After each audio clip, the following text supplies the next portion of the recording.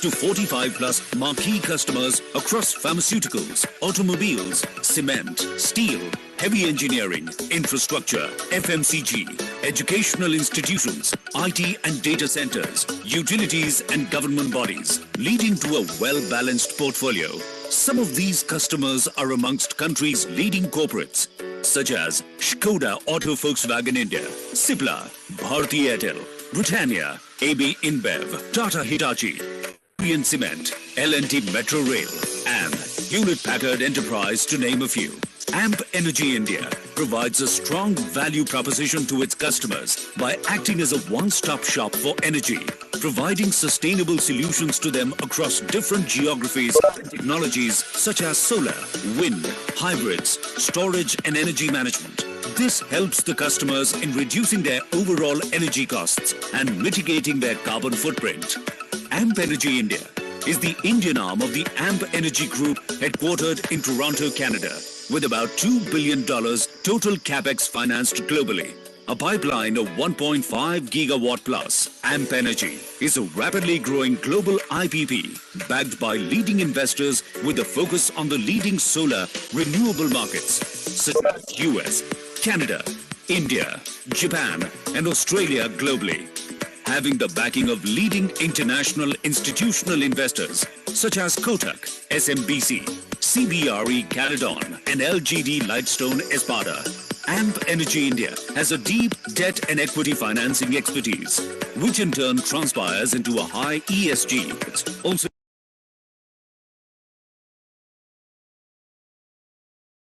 Hello Ranjan, hello hello. हाँ आवाज आ रही है सही से? हाँ हाँ, आपकी आवाज आ रही है, बिल्कुल क्लियर है आपकी आवाज। Video audio video both are fine. Okay, तो डिस्कनेक्ट कर रहा हूँ, ठीक है ना मेरा? ओके।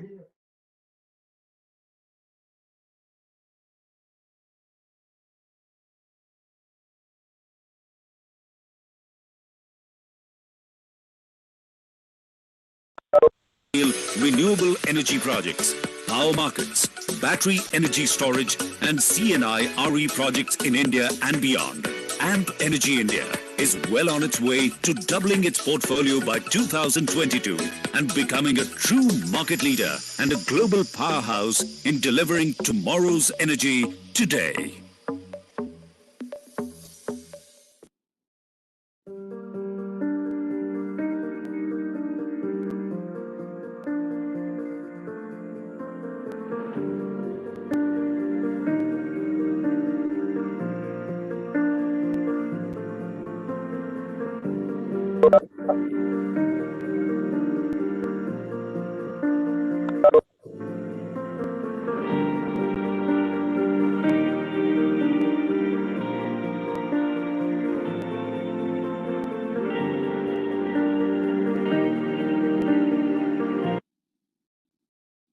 रंजन,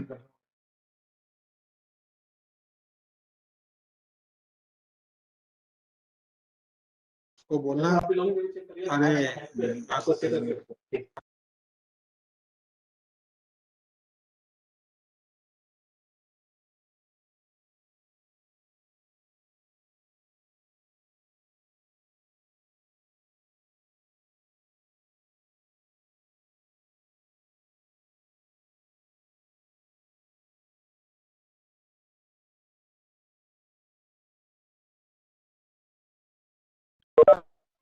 टच कर लो ना एक बार।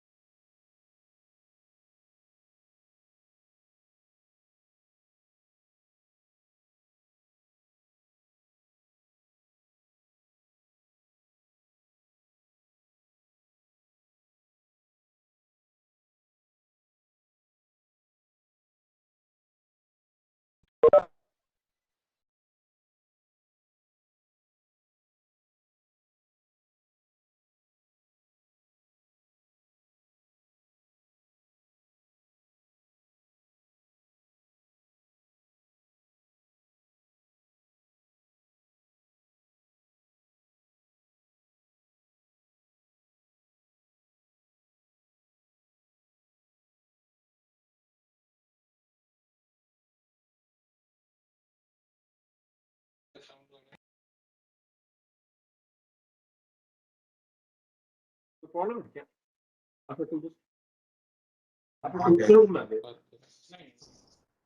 I audible, sir? हाँ Ranjan, your audio and video both are fine. Hold करना sir, hold.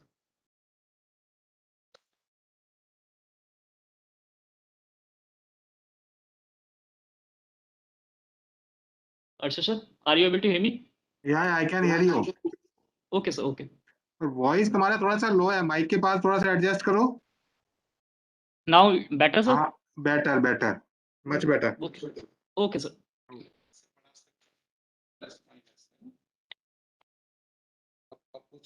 Now sir? It's fine, Ranjan. Okay sir. Okay sir. Yes. Mute yes will do.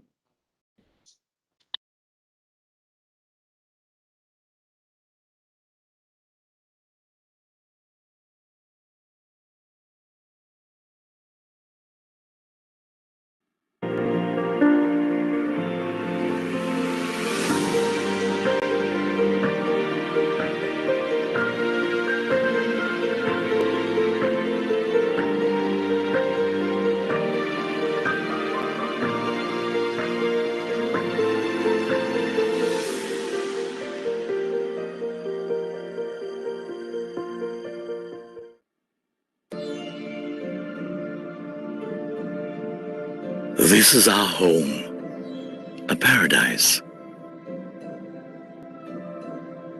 So beautiful and perfect, so harmonious that it could create life. Humans, so evolved and intelligent, capable of replicating nature's power of creation. With the discovery of fossil fuels and petroleum and the generation of power and electricity, we advanced in technology and infrastructure. And our world began to change. Population increased. And we started needing more energy. Thus we changed the face of the earth. But do we realize that our creations are slowly destroying the earth? At present, we are spewing more than 110 million tons of global warming pollution into the atmosphere every single day, as if it's an open sewer.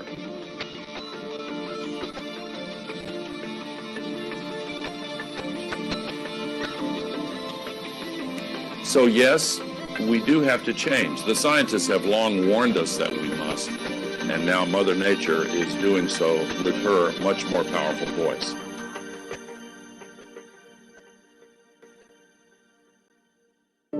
Solar panels were first used in satellites because we wanted it to last forever. Otherwise, the batteries would wear out.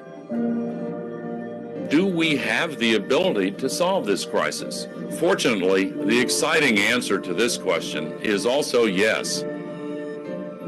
अगर हम development environment friendly नहीं करते हैं, विकास और प्रकृति पर्यावरण की रक्षा नहीं करते हैं, तो विकास हमारे लिए भी संकट बन सकता है. Avada is a leading builder of renewable energy projects in India. We have built complex solar and wind power projects aggregating to over 1.1 gigawatt capacities across diverse geographies.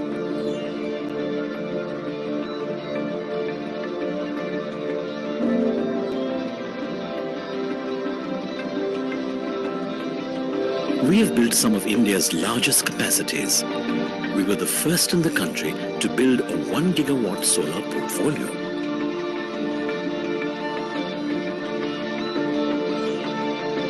This is only the beginning. We need scale to power the entire country using the solar, scale to change the brown sources of energy with cleaner sources of energy like solar and wind.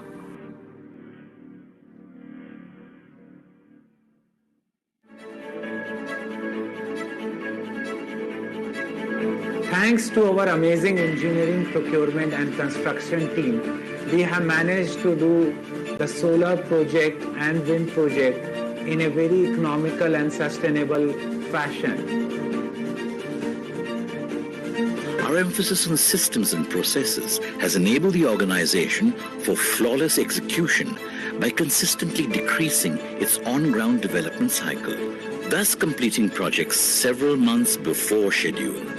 We have pioneered solar power solutions, both in terms of plant size and total installation capacity, helping bring the solar tariff closer to grid parity. The plants we have built were numbered among those with the highest efficiency in India.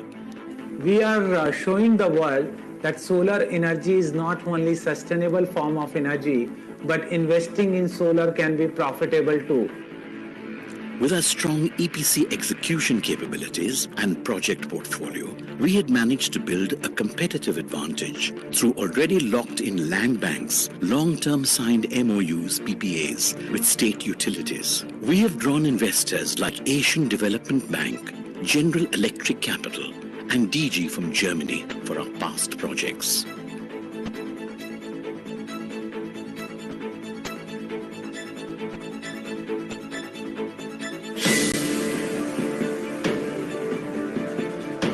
In next 5 years, India should become the largest clean energy power producer in the world.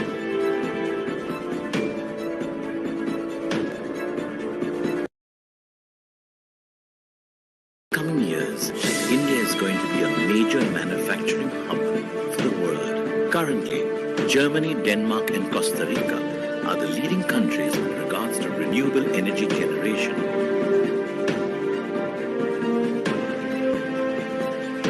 In the next 10 years, we will take India forward to a sustainable journey. Avada is a socially conscious organization conceived with a vision to look at all levels of social change. The scalability of renewable projects allows its usage in varied geographies and applications.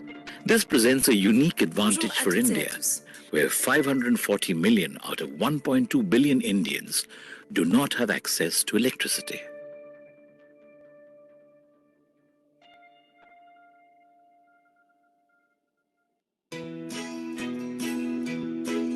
Teachers from government school are trained in specialized subjects to enhance their training delivery mechanism by using experiential training methodology.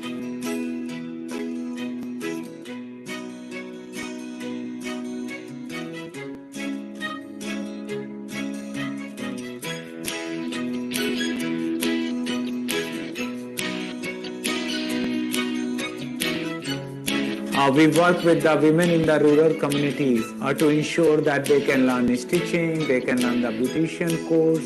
It doubles the income of the family, and what it also does, it ensures that women's own self-esteem becomes better.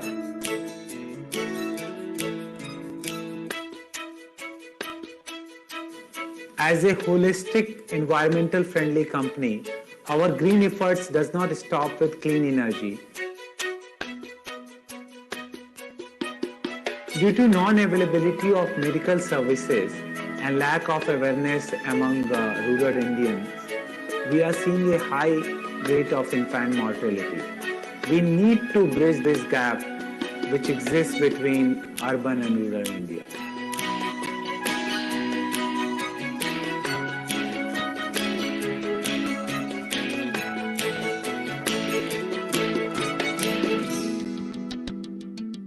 I know the world can come together as one at a time of crisis.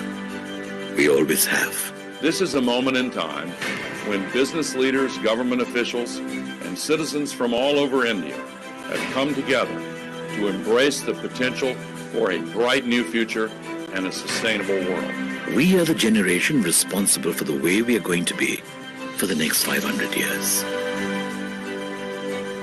All we have to do is to start looking up at the sky. Let's create a history that's going to be cherished.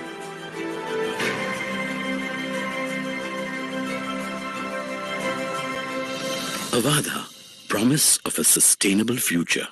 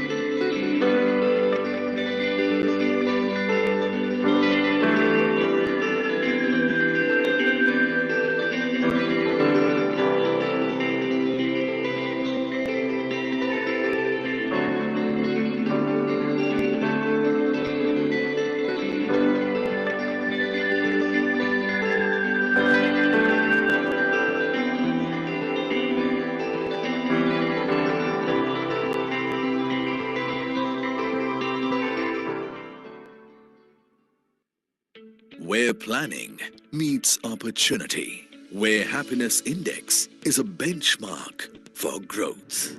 Dholera, India's own global smart city. What began as a vision is now transforming into a reality. The bold imagination of creating a greenfield industrial city in India has now come alive. The infrastructural work is now nearing completion in the activation area at Dholera. The nerve center of Dholera, the ABCD building, is already operational.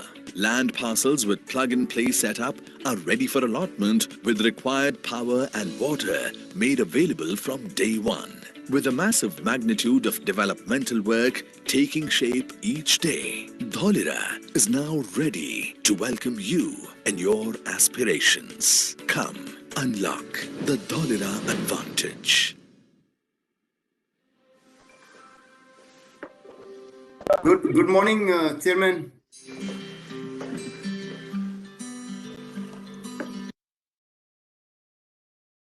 Good morning, Chairman Babu Khan. Yes. How are you? I'm fine. I just want to test your voice. Just say a few words, then I can see whether they are audible or not. Hello? Yeah, it's okay now. Yeah. It's okay. It's okay. Just a little loud, then it's okay. Yeah. So we have corrected some speech content, and now it will be 7 minutes. Thank you, Chairman. Thank you. And Minister Office also connected. They can hear us. Also, others are connected. So, so let's maybe we can keep our microphone on mute, and we'll Correct. start then. Sure.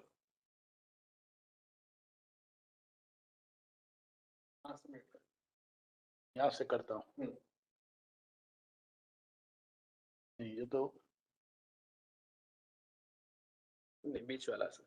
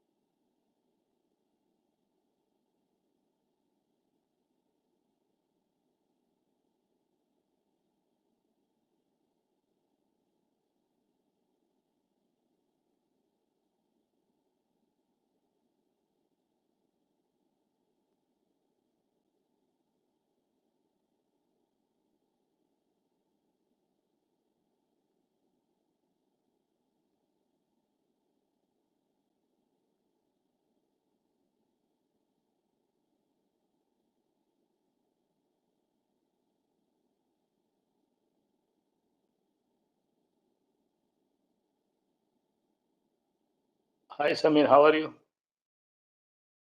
Anji, good morning. How are you? Good morning. Good morning. आप judgement भला ये समीर गुप्ता के साथ का call pending है, कल fix करो। कल हम बात करेंगे। कल डिस्कशन करते हैं जी. That's right. Hi, Babu. Hi, good morning. Good morning, Samir. How are you? Good. Must have been a busy few days for you. No. So it's I mean, yeah, I mean, fine. It's a fantastic actually with your support and Kantibhai's support. It has come up very well, and then of course support from the ministry and Honourable Minister's office was very good, very good. CB, good morning. How are you? You are on mute. Oh, sorry. How are you? All well? All well. All well. Speaking to you after a long time. Yeah. I've also been out of Delhi, here and little bit here and there. Good to see Tulsi bhai. Hi, Tulsi bhai. How are you? Sorry, my video went off for some reason. Yeah. Now it's back. Yeah, we couldn't connect. Yeah, we are on live, huh? Yeah. CB, you are shadow of our prime ministers.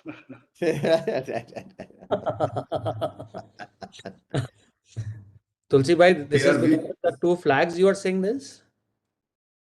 we are on live. We are on live. Okay. No, we are not. We will not say anything which is inappropriate. No, we Just have waiting a for the demo. ministers to join. Yeah, sure, understandable. हाँ सौरभ भाई has joined. Saurabh भाई नमस्कार. He's on Saurabh mute. bhai, good morning. How are you? Good morning. Great to see you, Saurabh bhai. Saurabh bhai, good morning. All set Came for the so- day. Yes, Everything yes. fine. To see you again. Good to see you, please, Saurabh bhai.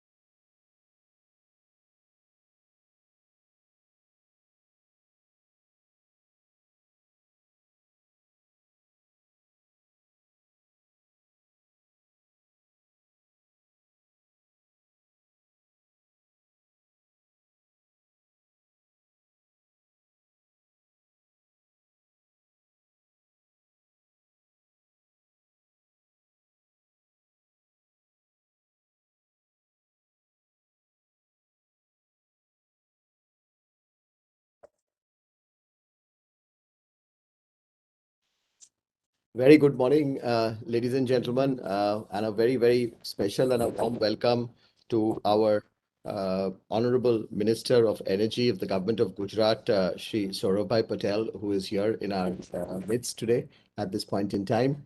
And also welcome the Minister for Ecological Transition of the Government of France, Her Excellency Barbara Pompili. And from the industry, CII, we have Tulsi Tanti and Samir Gupta, who are also present here. We will shortly be joined by our Honourable Minister, Shri R.K. Singh. So we would start in a little bit of a changed order at this point in time to really focus on our very important subject. And once again, welcome everybody to this is the second edition of the conference and exhibition on Aatmanirbhar Bharat, Self-Reliance for RE manufacturing. And this is of great honor and pleasure for CII to be doing this and with phenomenal support and partnership from the Government of India, for the Ministry of New and Renewable Energy. So this is a very important conference, as all of you can well imagine, in the context of the times that we are all living in. I will not go into the details. I will talk about a little bit about it as we move along in the next few minutes. But I really wanted to mention that we have always got phenomenal support and encouragement from Shri Saurabhai Patel, our Energy Minister, Government of Gujarat, and I'm indeed a pleasure and honor to welcome him in this particular conference. And the state of Gujarat really has provided the most conducive environment for setting up manufacturing in the country and has been a pioneer in attracting investments in the renewable sector. If I can mention, a very warm welcome to you, sir, and we are indeed very grateful for your presence and for your participation today. I'd like to also very specially once again mention about Her Excellency Ms. Barbara Pompili, the Minister for Ecological Transition, Government of France. France is a very strong partner of India in the green energy space, and we are happy to have France as a partner country, for this very important conference. So before our Honourable Minister joins, we thought that we will start the conference with his permission and request our overseas Honourable Minister, Her Excellency Barbara Pompili, Minister for Ecological Transition, Government of Government of France, to have her message, please. Bonjour à toutes et à tous. Je ne pouvais malheureusement pas être en direct avec vous aujourd'hui pour cette conférence, mais je tenais à vous adresser ce message. D'abord, pour saluer encore une fois l'immensité des chantiers que l'Inde a lancés sur les renouvelables. Je l'ai vu sur le terrain en janvier dernier. Quand la première démocratie du monde se met en mouvement, ce sont 450 gigawatts de renouvelables qui s'installent en une décennie. Cela montre bien qu'il n'y a ni fatalisme, ni résignation. Nous pouvons relever ensemble tous les défis de notre temps avec du leadership politique et des actions résolues pour la transition. Nous pouvons inscrire dans le marbre de la COP26 cette ambition pour la planète.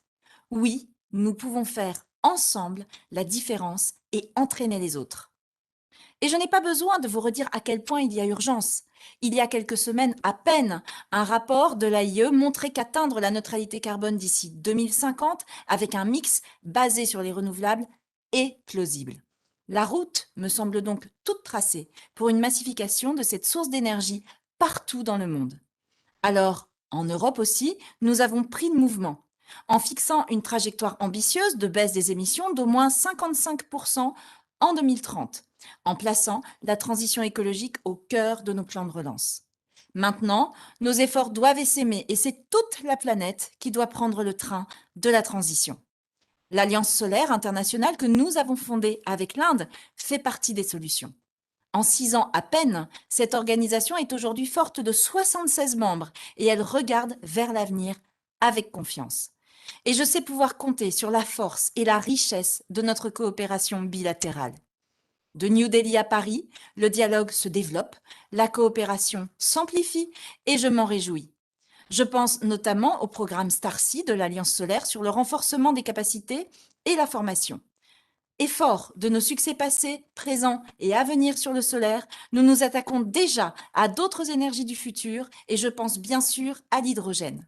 Nous savons bien ce que cette grande révolution scientifique de notre siècle peut apporter de bon pour décarboner l'économie, l'industrie, les transports. En France, nous avons décidé d'y consacrer 7 milliards d'euros sur la décennie et 2 milliards d'ici 2022. Et je sais que là aussi, encore une fois, la coopération franco-indienne est une chance et un atout. Chers amis, voilà, en quelques mots d'encouragement et d'espoir. Oui, je sais qu'ensemble, nous allons réussir à relever tous les défis de notre époque, à tirer le plein potentiel des énergies renouvelables et à construire un monde plus juste et plus vert. Alors encore merci à toutes et à tous pour votre mobilisation.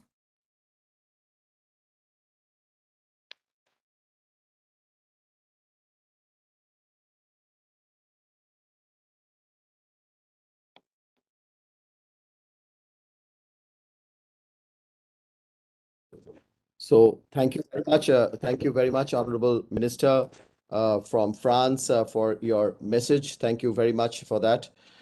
Ladies and gentlemen, we are just waiting for our Honourable Minister, Shri R.K. Singh, to join, and we are quite. We have been told that he'll join in just a couple of minutes. In the meantime, I would now request Shri Tulsi Tanti, the Chairman of CII Renewable Energy Council, and the chairman of the Suzlon Group, to please kindly give his remarks in terms of the setting up of the context, which is the journey towards the self-reliance in RE manufacturing. And there is a very strong industry team which has been working on this in partnership with the government. And Tulsi Bhai, it would be very good if you really set the context of this meeting. And as you speak, we expect our Honourable Minister to also join in, and you will see that on the screen. Please, Tulsi Bhai, over to you. Thank you, Chandradeep. Good morning all and welcome to the second editions of the Digital Conference and Exhibition of Aatmanirbhar Bharat in Renewable Energy Manufacturing.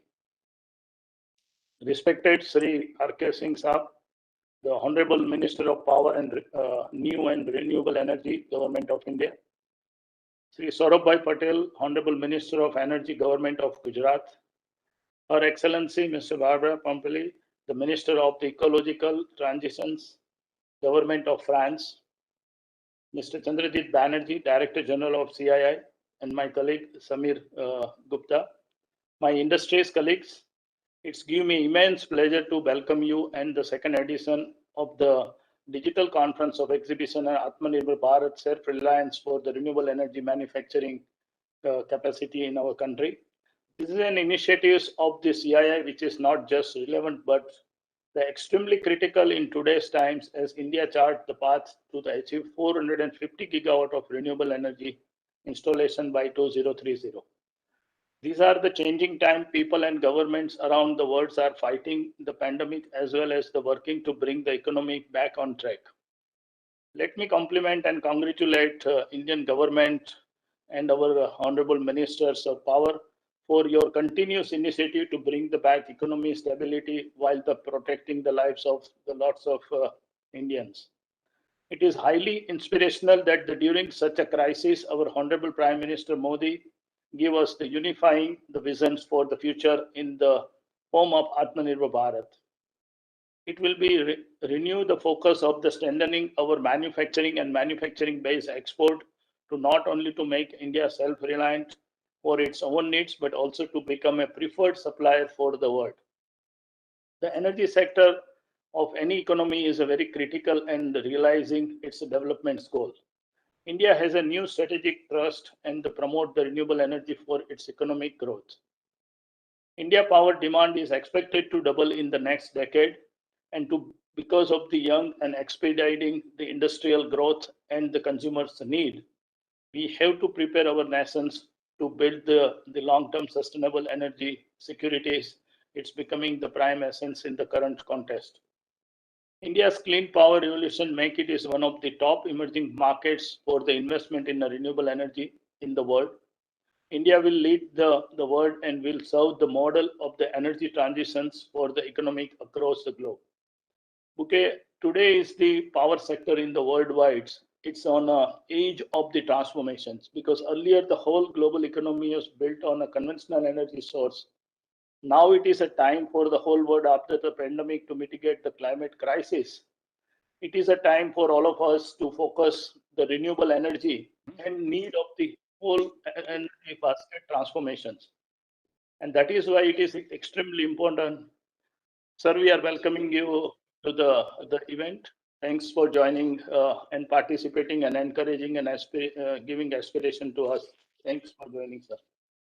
The large Indian MNC conglomerates and international companies have increased their exposure to the RE manufacturing.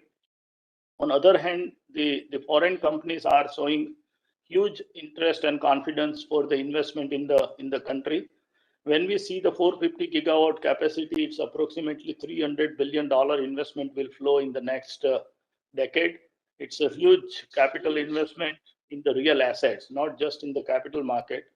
This has happened due to the policy of the central and state government and the industries, the cooperations has made these sectors more sustainable and more visible to the world. So let me see where the current India is standing for the renewable space. India has moved the third position in the renewable energy country attractiveness index. US and China retain their first and second position, so it's a really great achievement of the country. Today, India is installing almost 70% is the renewable and 30% is the conventional energy. So the mix is increasing more and more renewable, and going forward, it will be somewhere 90% it will go. So today, India has a total installed capacity more than 100 gigawatts, and moreover, the wind and solar the mix is 50-50. Generation from the solar PV in India is estimated to exceed generation from the coal by 2030. The wind energy is also expected to grow exceptionally by an additional 25 gigawatts in the next 5 years. This dramatic growth has been driven by the Indian government, the policy and the state government cooperation support for the building the capacities. Today, India RE is one of the lowest cost source for the RE power in the world. It's a really truly remarkable achievement to make Indian economy more sustainable. The wind energy sector already enjoys 10 gigawatt of installed manufacturing capacity supported by the mature domestic supply chain and creating a large local employment. And the best part is that India is the country is exporting the wind equipment and technology higher than the China. So that is a good achievement by our nation. Therefore, the way forward is highly encouraging. Sir, we would like to see the future will be more the excitement, and renewable energy can bring the longer-term sustainable economy. The globally conducive environment, reducing cost of equipments, and rapidly evolving technology have set the renewable energy sector on the path of the success. The several states have responded proactive and the central mandate with their own renewable energy policy. And some of the states are really leading the renewable energy installation. The state like the Gujarat, Tamil Nadu, Karnataka is a leading in the developments. The high generation potential of various energy source, ability to combine the climate change and accessibility to mature technology, wind and solar, unable to play the larger role in energy mix going forward. Renewable energy is a manufacturing base can play a vital role in the stimulate our economy post-pandemic crisis. By leveraging the low cost of renewable energy, we can make a more value-added resource like electrical vehicles, green hydrogen, green ammonia, and desalination of the water, which will bring a long-term stability for our resource requirement. This can reduce the huge amount of import bill, which will help the stability of our economy, provide the energy security, and also to create a long-term sustainable jobs and make India as an export economy. RE transition as a measures to empower MSME, which is a turn will help attractive Aatmanirbhar Bharat missions. MSME contributes around 25% of the GDP from the service activities and 33% for the manufacturing activity. It's a very vital role in our economy. For them, electricity cost is a 50% of their total expenses. So, sir, cutting such cost via captive renewable energy policy will make them competitive in a globally, and that can add a lot of value to encourage the domestic manufacturing capacity and to make exports from the India. Also, I believe that the integration of the multi-source of energy, which can bring the supply reliability in a crucial to meet the India's electricity need, sustainability, and ensure the grid stability is a very vital need to use the more and more renewable energy. So therefore are some concerns that I would like to highlight, sir, and how we can collectively, jointly mitigate those areas so that we can stimulate the investment of the manufacturing in the country and make India as a global manufacturing hub for the renewable energy. While India has the huge potential for scaling the renewable energy development, given the reforms and the measures taken central and state level, the deployment against the national target seems as a huge requirement. Some of the challenges faced by the renewable energy projects, mainly solar and wind, includes are the following. The wind and solar installation mix has to be maintained 65% by 35% so that the grid stability will increase and it will bring a good ecosystems development in a value chain. The regulatory compliance, many states, DISCOM are not complying to their RPO targets. We have to address those points. The open access is the really bottleneck. Open access power has become uneconomical as some of the open access charges such as the cross subsidy charges, transmissions, billing charges have some high impact, and also the ISTS charges we have to address for open access. Volatility in the commodity price, it is affecting very badly for this development. So how we can make this commodity volatility with the pass-through mechanisms. So I would like to make some recommendation to accelerate our renewable energy investment plus the global manufacturing base in India very strong way. So if we understand why China is a global leadership in the manufacturing and any types of the industries, because of 4 reasons. The massive funding in the manufacturing is available. There is a low cost of interest, maximum 5%, tax holidays, and they are getting the power at 2 to 3 rupees price for the manufacturing, and easy access of the ground and the technology. So that is making China as a very strong global manufacturer. We great opportunity because some of the complementary strengths we have already. If we add some of the 2-3 things, we can win and go ahead of the China is possible. And today World is looking the alternate source of the manufacturing base, which we have a great strategic opportunity in a global economy. So India already has a many competitive advantage. We can leverage that. We are suggesting 3-4 areas for unique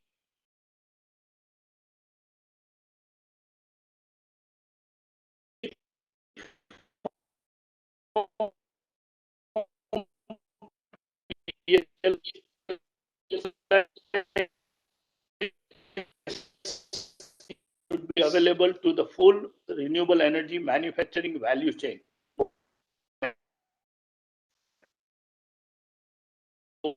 which is space to make it competitive. Second is we can reduce for manufacturing and it's reduce the power cost for manufacturing value chain. Manufacturing can use their own renewable energy. By doing that, company will also qualify for their own ESG funding, which is a large funding is available for manufacturing. If they use renewable energy for their manufacturing requirement, they can attract the funds from the ESG funding. To attract the investment in India, make India self-reliant early manufacturing. Further urgent requirement is some of the areas we are recommending to make that success. Electricity sales to be brought under GST regime with the uniform GST rate of 5% in the full value chain, so that it should be the whole value chain should be unlocked. The uniform policy on billing and transmission and banking charges, also ISTS charges waiver for the open access. If you sir really bring, it will unlock the manufacturing capacity very fast. To bring the long-term visibility of business for the manufacturing to invest more capacity in the country, it is a high time to really relook the bidding process so that we can encourage the investment in a manufacturing, not just on the capacity building. We have unveiled the PwC report to help us on this journey, which detail many other recommendations and the initiatives. The purpose of this conference is to encourage the establishment of the global manufacturing hub in India for the renewable energy, equipments, technology, and services. It will create a long-term sustainable jobs, lower the cost of the energy, energize the MSME sector, create a robust export economy, provide the energy securities, and reduce the oil import costs to bring the long-term stable, sustainable economy. And all of this while creating a carbon neutral economy for our nations. I'm very confident that renewable energy manufacturing will provide to be a critical pillars to make the vision of the Aatmanirbhar Bharat of our Prime Ministers. And we are equipped for that and we will make that great success. I look forward to fulfill the conference forward shaping a carbon neutral energy roadmaps and sustainable futures for our country. I really appreciate the initiative taken by the CII and his teams to make this event great success. Thanks a lot and Jai Hind. Thank you, Tulsi Bhai. It's now my pleasure to once again very warmly welcome our Honourable Minister, Shri R.K. Singh, our Honourable Minister for Power and New and Renewable Energy, Government of India, the chief guest of this conference. Sir, we value your participation deeply for this second edition of the conference and exhibition on Aatmanirbhar Bharat, self-reliance for RE manufacturing. It's been great to organize this from CII, but I must mention that it wouldn't have been possible without the partnership, without the guidance, and without the participation of your ministry, the Ministry of New and Renewable Energy of the Government of India. Honourable Minister Shri R.K. Singh is really known, if I can say, for his leadership and his administrative acumen. Has been working, has been giving us a lot of inputs and guidance over the last few years on how we can really make good about from the huge opportunity that is emerging in our country. And he's introduced some of the major reforms in power and renewable energy sector. And under his leadership, India has not only become a power surplus nation, but done an exemplary work in the space of renewable energy sector. India is all set, as we all know, to achieve a target of our 175 gigawatts of renewable energy capacity by 2022 and 450 gigawatts by 2030. We are indeed very, very honored today, sir, that you have taken time out of your busy schedule to address us today on this very important subject of making India Aatmanirbhar in RE manufacturing. We keenly look forward today to your guidance and advice. And we will, of course, every time that you come to the industry, every time you speak to us, there are a large list that we collect from your speeches and your advice, that there is so much for us to do, and we commit to you that we will be working always in partnership with you and under your leadership. I'm also just wanted to mention, sir, that we have our all-time supporter and in this mission, the state of Gujarat, and we are so happy that Shri Saurabh Patel, the Energy Minister from the Gujarat government, is also participating. They have also been collaborating in this very important area for such a long time with us. Sir, in this conference, we have at this point in time over 700 delegates who have joined from different parts of the country, all from the industry. And France is our partner country in this endeavor. And the 700 people who have joined from all over the country we would see to it that we are able to reach out even after this conference and maintain a connect, so that we can take forward the discussions that happen over today and tomorrow, and we will come back to you with a set of a full dossier of what all have transpired in this conference during the course of the other sessions. So with these words, I would like to once again welcome you and Shri Saurabh Patel for coming for this very, very important initiative of ours. And now I would request our Honourable Minister from Gujarat, Shri Saurabh Patel, Honourable Minister for Energy of the Government of Gujarat, to give his address, please.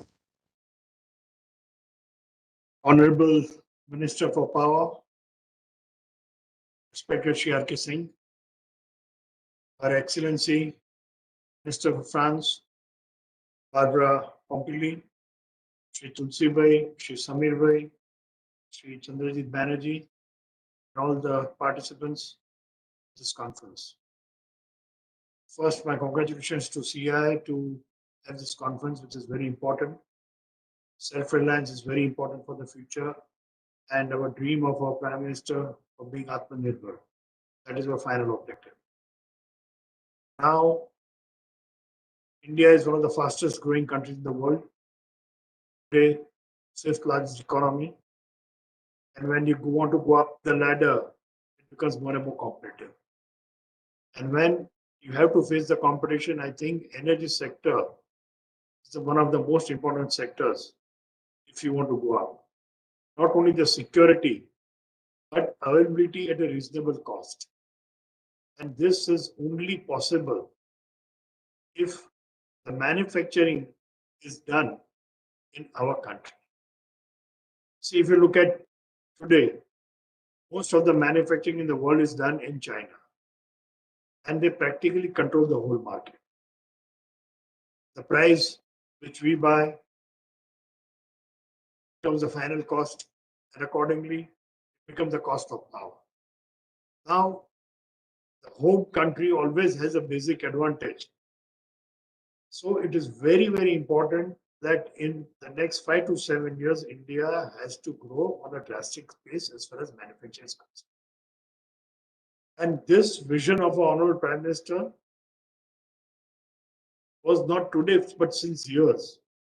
And this is being implemented by our Honourable Minister, Shri R.K. Singh. I still remember years back, I'm talking of 10, 15 years back, there was nothing in the energy sector, there was nothing in the renewable sector.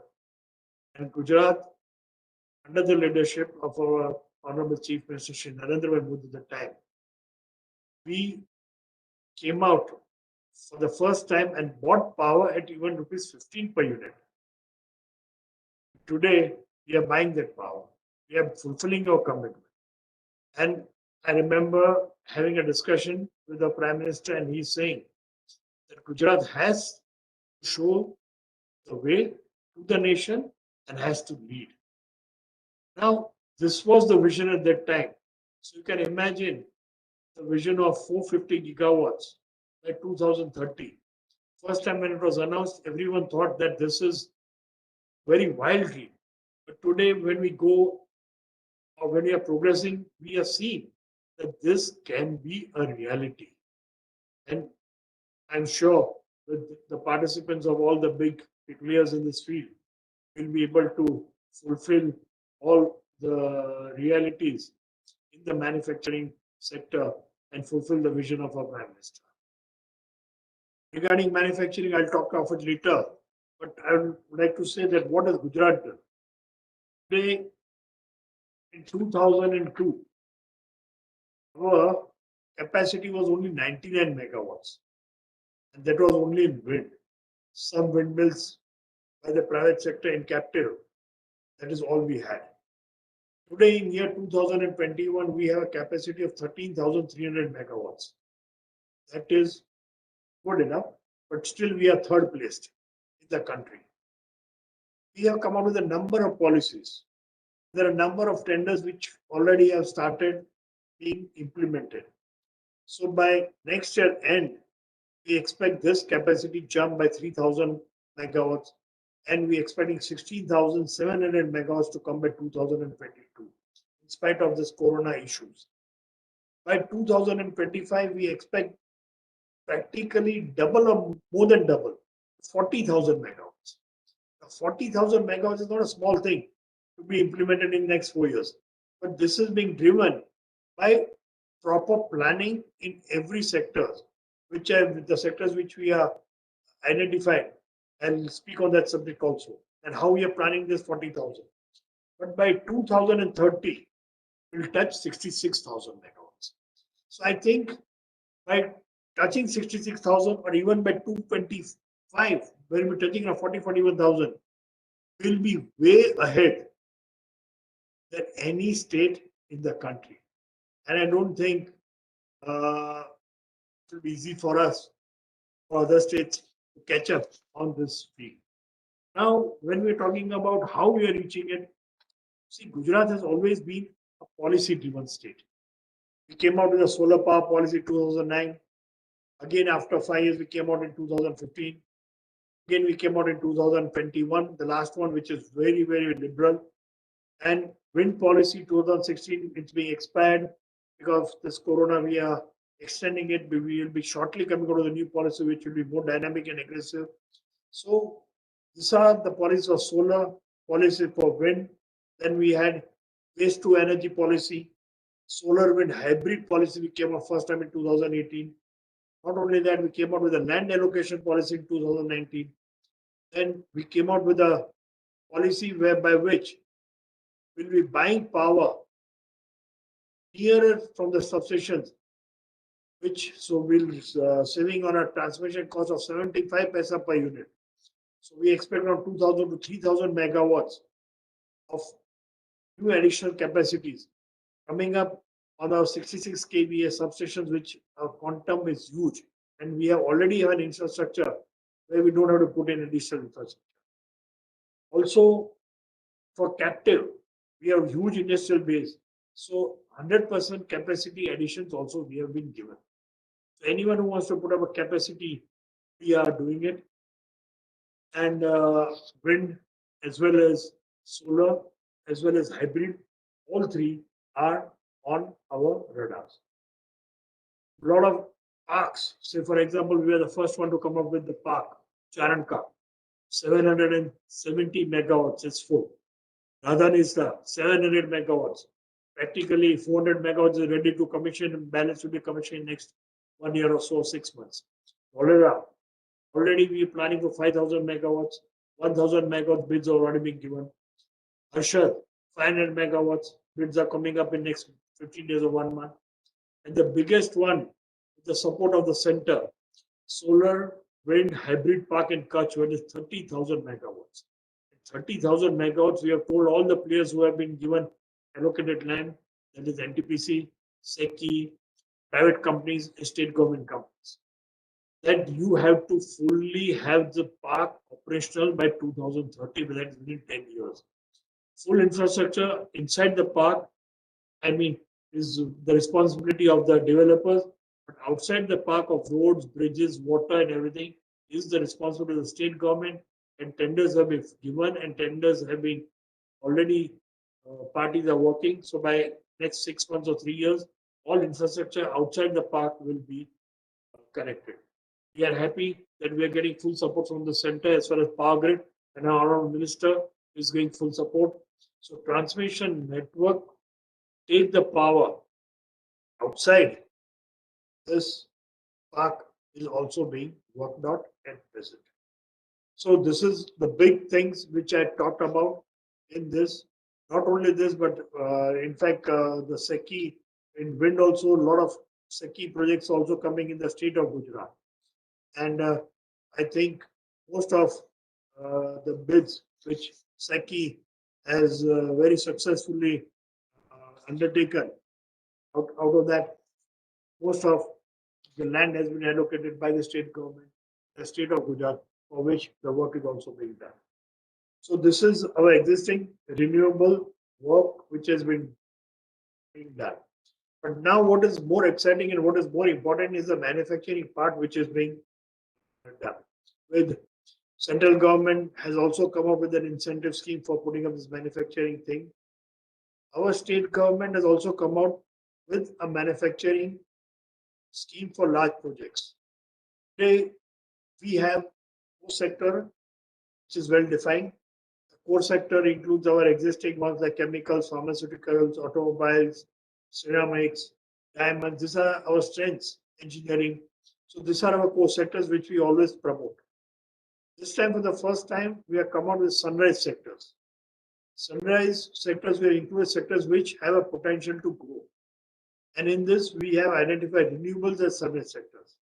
So for manufacturing of renewable plant machinery or equipment, this is a growing area which we have identified, and we will be giving incentives for any units which put up manufacturing in the state of Gujarat. But today, there are big players in the field coming up, so which has made more exciting.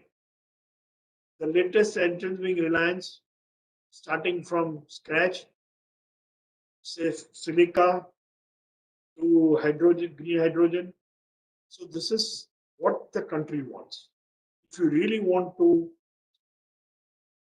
compete with the big countries, we have to do it from scratch till the final product.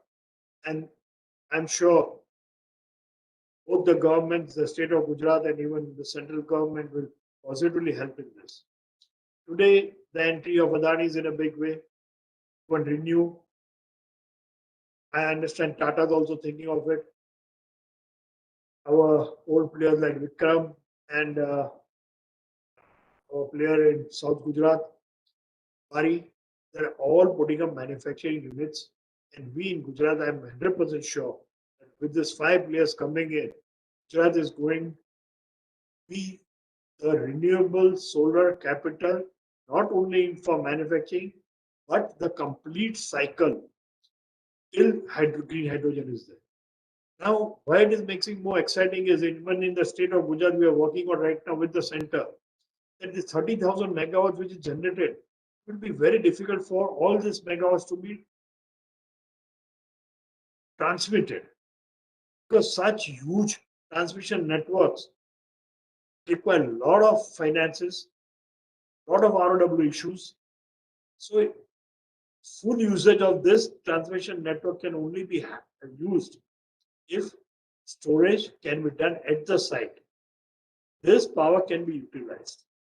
If this is successful, then our grid capacities, which have remained idle in certain period of time, can also be utilized.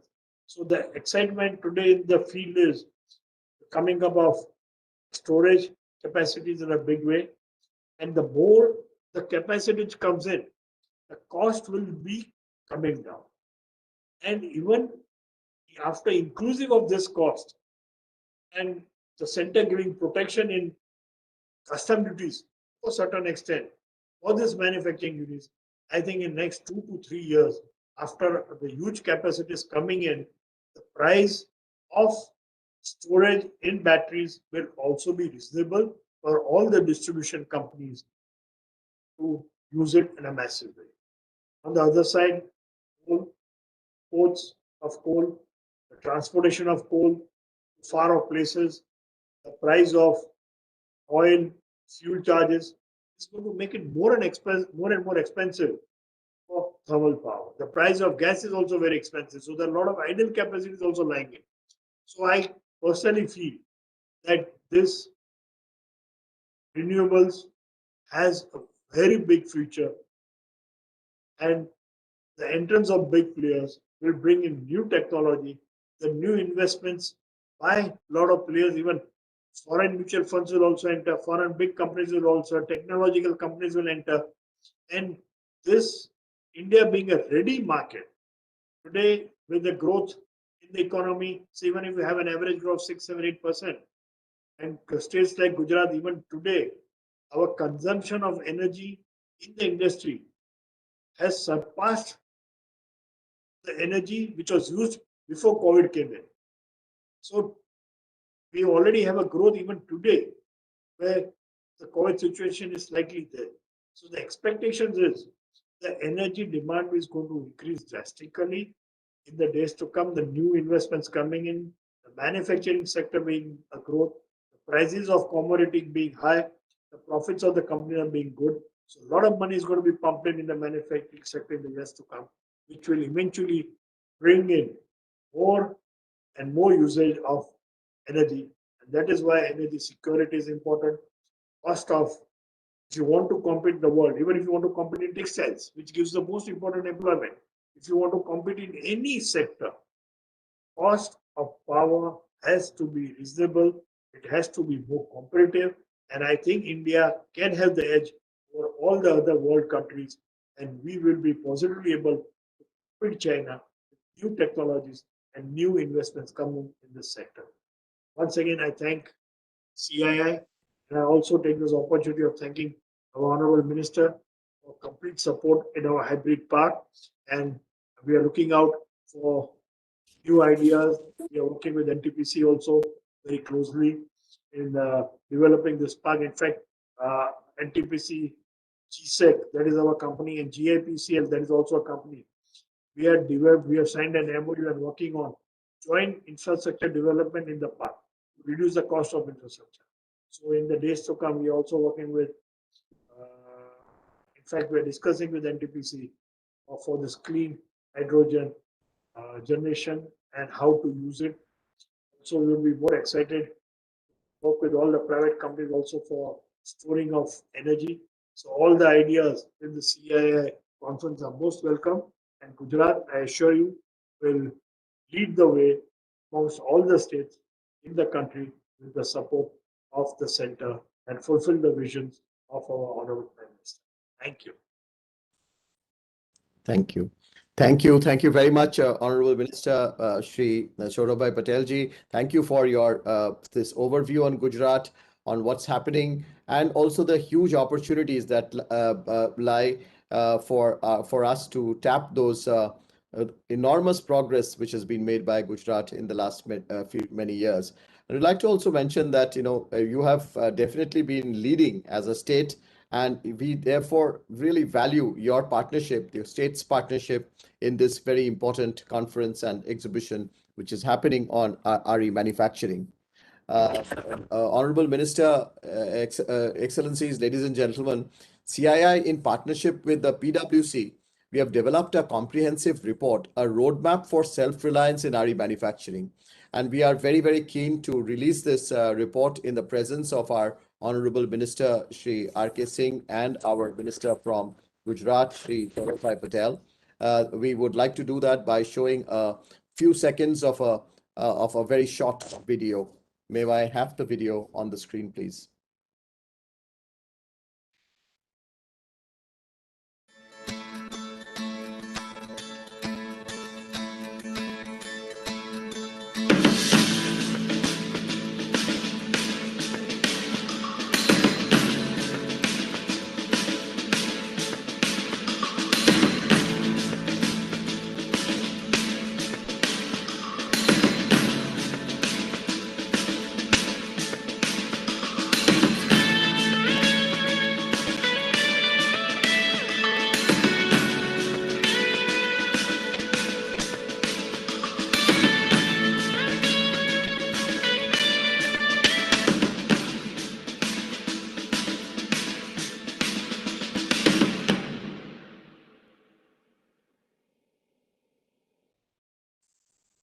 Thank you. Honorable Minister, ladies and gentlemen, it's really now my pleasure and privilege to request and invite our chief guest for the conference, Shri R.K. Singh, the Honorable Minister for Power and Renewable Energy, to deliver his ministerial address, please. Sir, over to you. Shri Saurabh Bhai Ji, the Honourable Minister for Energy, Gujarat, Mr. Chandrajit Banerjee, the Director General of CII, Mr. Tulsi Tanti, the Chairman, CII Renewable Energy Council and Chairman of the Suzlon Group, Mr. Samir Gupta, the Chairman, CII National Committee on RE Manufacturing and Chairman of the Jackson Group. Ladies and gentlemen, let me begin by thanking the CII for organizing this conference. Such conferences enable us to exchange ideas, views. We get an opportunity to tell you what we propose to do, what we are doing, how we perceive the challenges ahead for us.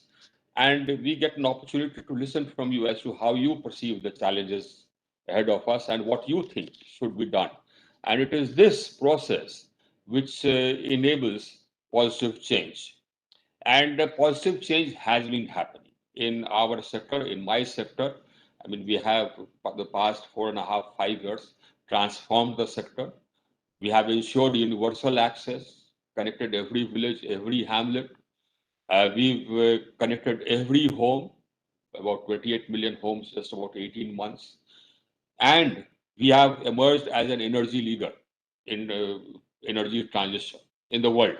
We are a world leader in energy transition. We are the only G20 country whose energy transition is consonant with maintaining a sub 2-degree rise in the world temperature. The only G20 country, the only major economy whose energy transition is consonant with this goal of a sub 2-degree rise in global temperature. So we are a world leader, and we intend to continue this. We intend to continue that way. We are fortunate that we are at a juncture where this is possible. We have a growing economy. The demand has crossed about 200 gigawatts. And as Saurabh Bhai said, our demand today is actually more than in the pre-COVID times. Substantially more than what it was in the pre-COVID times, even during COVID. So our demand is going to grow and is going to grow rapidly. Now, this gives us the space to carry out the energy transition, which otherwise would have been difficult. Because of the growing demand, this space is available to us.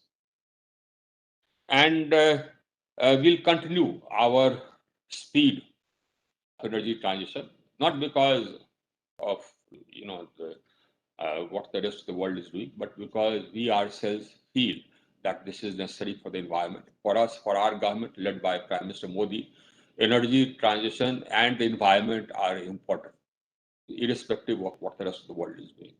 Not that the rest of the world is doing much. I mean, you have our per capita emissions are just about 1/3 of the global average. And you have countries whose per capita emissions are 6 times, 7 times, 9 times the global average.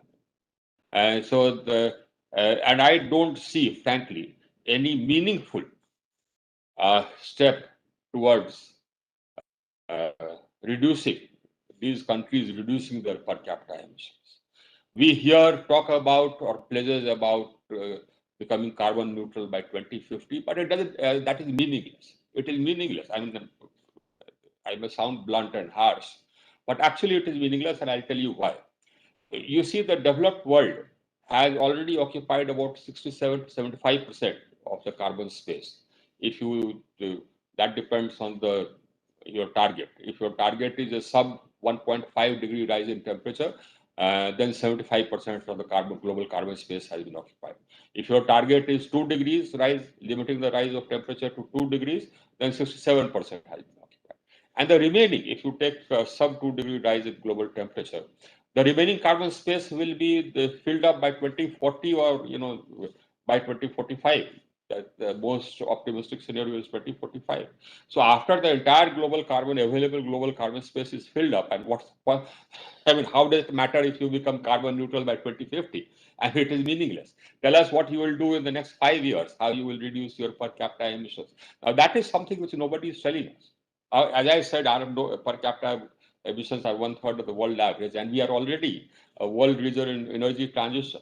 In fact, we are much, much ahead of the pledges which we made in Paris. We had said that by 20-30% of our capacity will be from non-fossil fuel sources. We are already at 39%, 38.5 to be precise. And if you add the capacity under installation, it's already 48%. And so we are way, way beyond our NDC pledges. And we are way beyond our NDC pledges even in the matter of reducing emissions, CO2 emissions.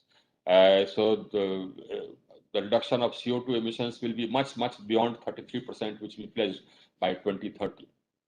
But nonetheless, that doesn't sort of dampen our enthusiasm for carrying out an energy transition at the rate at which we are, at the same rate. In fact, we are going to accelerate. We are going to accelerate. And for that acceleration, we are thinking of a slew of measures. One measure which I'm happy to announce to you is that we are coming out with 3 initiatives. One is Green Tariff. Now, Green Tariff means that if any industry wants, predominantly green energy or entirely green energy, they want to go green, the distribution company will procure green energy for them and give them entirely green energy at the weighted average rate of the procurement price of the green energy, so that the industry itself does not have to go around and tie up the energy by itself. So the industry can sign a sub PPA while the DISCOM signs the full PPA with the developer going to develop the green energy. That is one.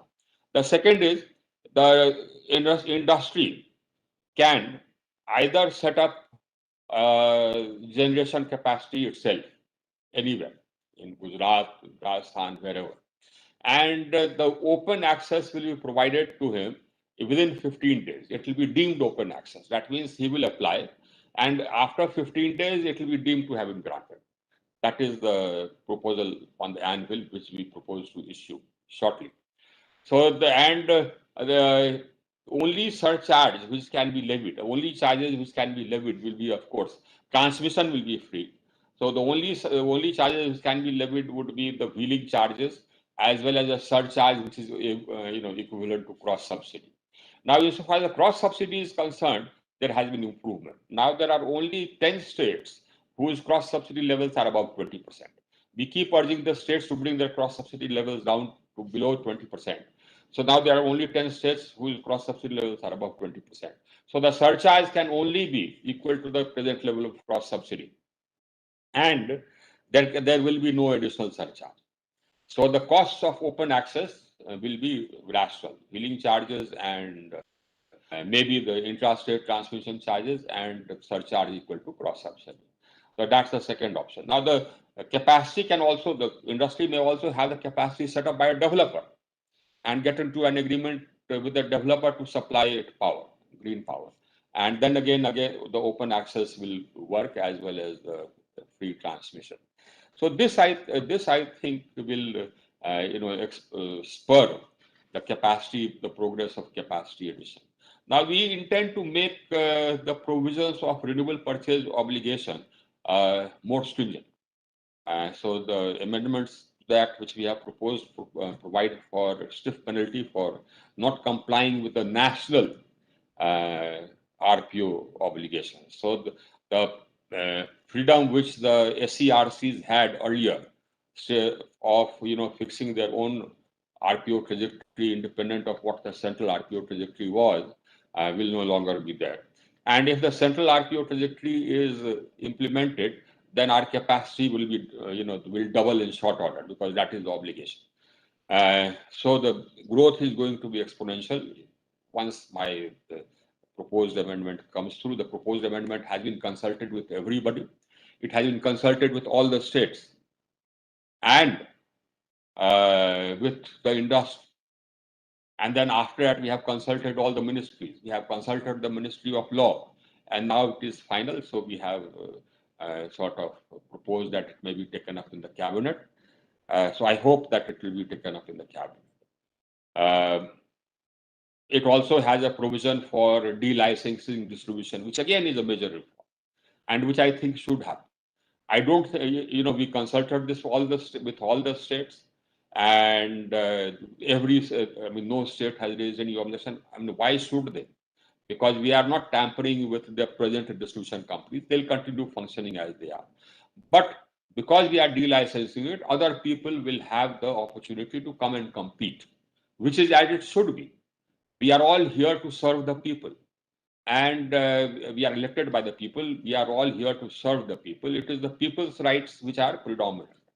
No matter, I mean, some politicians will try to sort of deviate, and some politicians may get influenced by unions. But basically, ultimately, and the political class is supposed to be true and faithful to the requirements of the people, and the people need choice. If one distribution company is not performing well, if its service is not up to standard, they should have the choice to switch companies to a company which gives better services. So this will happen. I mean, get ready. People should get ready to start entering the distribution business. And because, as I said, this is people friendly, and I am not doing anything to the existing discounts, but they'll have to compete. That is our view. That also will make the sector more viable. So our expansion will continue. Our expansion will continue for more reasons. One, of course, is that our bids are continuing, and our bids will continue. The space is there. The second is that we have also decided to, let us say, green other sectors of the economy. We have decided that fertilizer sector needs to be greened. We have decided, this may sound like an oxymoron, but we've decided to green the petrochemical sector as much as possible. So we are going in for hydrogen. Now, right now, refining uses gray hydrogen. That means hydrogen which is extracted from natural gas imported from abroad. And we are going to put an obligation. We've discussed this with the concerned ministries. We are going to come out with a green hydrogen purchase obligation, green hydrogen made in India purchase obligation. So it will be like the RPO. There will be a trajectory starting maybe from 5% to it will continue, keep going up. As the prices come down, we expect that as the prices of green hydrogen made in India come down, we expect that commercially it will become competitive and viable, and then we will not need the green hydrogen purchase obligation. Similarly, we are going to put a green ammonia purchase obligation with on fertilizers. So that instead of importing ammonia or making gray ammonia from gray hydrogen, it will be made from green hydrogen. So this is also at a very advanced stage. We've consulted with the concerned ministries, and we've also consulted the Ministry of Steel. So those plants, steel plants, which are working on the DRI process, using natural gas, etc. So there also we'll start enriching sort of with hydrogen.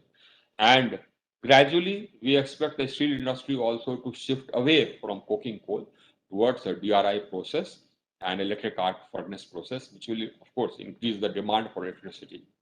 But at the same time, it will also make space for green hydrogen. So green hydrogen is going to happen. And 450 gigawatts is going to happen, and the space is there. Now, this is 450 gigawatts is a target which has not been drawn out of the hat. Our Central Electricity Authority carried out detailed studies, and they said that yes, 450 gigawatts is something which can be accommodated without much disruption. And we are also working on storage parallelly. We intend to come out with bids for, let's say, 4,000 megawatt hours of storage as ancillary. So at 4 RLDCs, we'll have about 1,000 megawatt hours of storage, which will act to act as instant intervention mechanisms whenever there is any sharp fluctuation because of renewable. And part of that will be reserved as an ancillary to the grid controller. Part will be made available to the developer, so that the developer can use that part storage on a commercial basis. So some people can park their energy there, during midday or when the wind is heavy, and then draw from it during peak hours. So it can be the discom, it can be the industry, whatever. So we are going to create demand. And other bids also will start adding, we'll be adding more and more batteries so that the demand is created. We already have a scheme for PLI, but I'm coming to Aatmanirbhar. So I mean, we are going to be, we will continue to be a world leader in adding capacity addition. Now we want that capacity to be added based on manufacturing in India. We don't want to export jobs to China or to any other. Currently, I mean, it has been China, 80%, 90%. We don't want that. We want our jobs to remain here. Any jobs which we create, we want those jobs to be created here. Now, that is the requirement of the people. We have to create jobs here. That's why Aatmanirbhar Bharat. And this is not something which we alone are doing. The world has been doing this, right? Across. People talk about, the open markets. People talk about free trade. But let me tell you this, that it's just talk. If you do, I mean, free trade for, most of the world means, or especially the developed world, means that I have a right to sell to you. The developed world has a right to sell to you. I mean, this is something which they want to resist. That's why you have the WTO, etc., etc. But you try selling something to them and you find out how difficult it is. There are numerous barriers which are set up, non-tariff barriers, which will ensure that you don't qualify to sell in their country. You don't qualify, some of you are aware, so that you are not able to repatriate your profits. You make any margins there, they are stuck there. And so this is not something which we are blind to or oblivious of. But this is a game which the world has been playing and we have not been playing. But we shall play this and we will start playing this. So that is why Aatmanirbhar Bharat. Now, it's not only that. It is also that for the world, I think it is unhealthy to rely so much on just one country as a manufacturing base. Other countries are required to be developed for the world as manufacturing bases, so that there is no disruption in the world supply chain. And I believe that India qualifies. India qualifies eminently to emerge as the manufacturing base for the world, and that is again why Aatmanirbhar Bharat. So when you start manufacturing here, we don't expect you to manufacture only for us. We expect you to manufacture for the world. What we will give you is a market, and we'll give you a base market. Our national market will be the base market for you, but use that base market, and that base market is one of the biggest in the world. Is perhaps the biggest in the world. Use that base market to develop your products to make them world class, so that you can access other markets as well. This will give you that cushion, which will allow you to develop your products into a world-class category. So, what are the steps which we have taken? We have decided to set up a tariff barrier. It's going to be there and this tariff barrier is not something which we have come up with out of the blue. Now, we've seen dumping over the past many years, and after that, we had to levy a safeguard duty. But safeguard duty is temporary. So we've replaced that with customs duty. Now, customs duty has one gap, and that gap is, the people with whom we have, or countries with whom we have free trade agreements, right? But we have a sort of mechanism, and that mechanism is the approved list of models and manufacturers. Now, this approved list of models and manufacturers, ultimately, we have seen from our experience, it's actually only the manufacturers who are based in India who qualify. And manufacturers who are based abroad are not able to qualify because we have our own standards. and just like everybody else, we will persist with higher standards. So if you want to sell in India, you have to set up shop, you have to set up manufacturing here. If you don't set up manufacturing here, I can give it to you in writing that you will not qualify according to our standards for getting for entry into that list of approved list of models and manufacturers. We've seen this in wind, and this is what will happen in solar. Now, the great thing is that after we have put in place, we announced these mechanisms, but after we announced these mechanisms, we have received expressions of interest for large quantities of manufacturing of modules, cells, and right down to polysilicon. Now, in polysilicon, we already had Coal India Limited. In partnership with some companies, we have announced they are going to set up the polysilicon, manufacturing of cells starting from polysilicon. Similarly, now we have the Reliance, and similarly, I believe a couple of other companies are also thinking of going by that route. What I have been telling them is that polysilicon route, etc. Yes, because we want to be Aatmanirbhar. At that same time, the future bids we are going to earmark for, let's say, cutting edge technology. So if we have a bid, let us say, of 100 megawatts, 20 megawatts will be reserved for cells and modules of a higher efficiency. So that cutting edge technology is brought here. And that again, we will prefer that which is made in India, even the cutting edge technology. So that is a direction that is something which you must keep in mind. And anybody who sets up manufacturing facility with cutting edge technology will have an advantage because he'll be able to win bids. He has that cutting edge technology. Similarly, hydrogen. Now, as I said, we propose to green other sectors of our economy and manufacturing. Now, hydrogen again, we are happy. Reliance announced that it's going to set up a huge electrolyzer manufacturing capacity. I believe the Adanis have also informed me that they will also propose to set up an electrolyzer manufacturing capacity. Now, we are going to come out with bids very soon as my cabinet note gets through. So that again will spur our demand for renewables because it's going to be totally green. And then downstream as well, right up to the manufacturing of green hydrogen and green ammonia. And demand I am providing by this green hydrogen purchase obligation. The other sector which we have already started greening is the agriculture sector. Now, the agriculture sector we have, of course, earlier it was, individual solar panels for individual pumps. Now, we've come out with another variant whereby we solarize the feeder itself.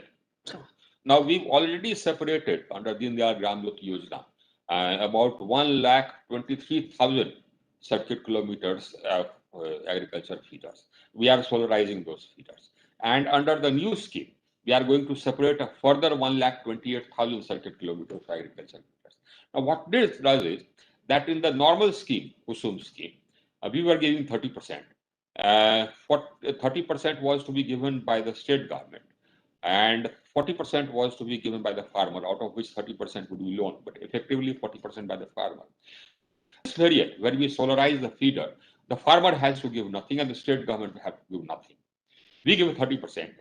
70% is loan which we have tied up with NABARD, PFC, and REC. Now that 70% gets paid off in just 4.5 years. In fact, in 4 years for some states, by the agricultural electricity subsidy which they are currently giving. That pays off the loan, 70% loan, in 4.5 years. After that, the outgo on agriculture electricity subsidy becomes zero. So the state government saves, depending on how much agriculture electricity subsidy they are giving, saves from 5,000 crores per annum to about 12,000 crores. That is saving. You can use that to construct hospitals, schools, you name it, make roads, whatever. The farmer does not have to put in any money and he gets electricity free during daytime. The DISCOM saves money. And of course, that agriculture subsidy was a burden on discoms because the agriculture subsidy, except barring a few states, never materialized fully in most states. The subsidy to be given was, let's say, 5,000 crores. The poor discom will get 3,000 crores. One of the reasons why the discoms have lost. Now that burden is gone, and discom makes a profit, neat profit, because the solar panels are used for irrigation just about 125 days or maybe 150 days, 60 days in a year. The remaining 200 days, electricity is available to the discom free, which it will sell to other consumers mostly in the rural area. So that gives a healthy cushion to the discom. Now, under Kusum, right now, by just 2 years, we could release about 9.5 lakh. We could release funds for 9.5 lakh funds. We already have demand for 43 lakh. And we are going to ask, there's going to be more demand. We are going to ask the government for more demand. If we solarize all the feeders, the requirement will be 110 gigawatts. And so basically, 450 gigawatts will again be crossed. This is only in one sector. We are also coming out with another scheme whereby we will spur the adoption of renewables in other sectors, like agro industries, cold storages, milling. So all that we believe, you can solarize or green. Electric, green cooking is again something which is very close to the Prime Minister's heart. We've already started talking about green cities. We've come out with a plan for green cities. We've asked all the states to identify one town or city which will be a totally green town or green city. 18 states have identified it, their town or cities. The other states will be identifying it and sending it to us. So we'll be going in for greening of the city. So the demand will be there, and that demand will have to be met from local manufacturing in India, because we believe that the jobs which are created in India should be located in India. This is not only us saying it, and it's the whole world says it, and the whole world talks about it. Every country talks about it. So we need not be chary, or we need not be hesitant in talking about this. I must compliment Gujarat. I mean, it has always been one of the leaders in reform, and they continue to be doing this. And Saurabh bhai, we will provide all the assistance which is necessary for developing your mega, the largest RE park in the world. All the assistance which can be provided will be provided. All my companies will work to make it a success. And your policies are also something which we expect the other states to emulate. Now we have issues to fix. One issue, as I said, is RPO. So that is something which we are fixing through the Act. The compliance with the RPO will be absolutely essential. The other is, the problems of one or two problems which need to be addressed. One problem is reneging on contracts. Now, the amendment has provisions for dispute resolution, but we will have a judicial bench in the SCRC and in the CRC, which will be there for resolving any contractual disputes. That will be a fast track thing, so that you can go and get redress. If you are not paid, you can go and get redress. That is again something which we will provide for. Then backing down. Again, backing down, we've already come out with some regulations. We'll come out with more regulations so that solar and wind are not back. We already have a dispute resolution mechanism. We are going to strengthen it. And that dispute resolution mechanism in the renewable energy field is been doing very well indeed. As I said, we are open to ideas, suggestions. Our job is reform. We are not here to bat for any organization. That is what the government should be. The government should always be batting for the people. And we believe that open markets, open competition is the best for the people, because that ensures that people get the most efficient and the best service. and transparency is something which enables open market and open competition. So that is another belief which we have. So we will continue to be a transparent market. We will continue to be the most attractive market for renewables, which we are already. So it's an invitation to the world. You want to invest in green energy? Here is the place. India is the place. Come here. We provide a transparent market, a level playing field, and structures which will ensure that you get a good value for your investment. Thank you. Thank you very much. I look forward to your recommendations. I heard some of the suggestions which Tulsi made, but I'm quite sure that we'll be compiling all the suggestions which are made and sending them across to us. But what your suggestions will do will be, it will again bring to our notice any other problems which you are facing, which I have not been able to perceive. Thank you very much.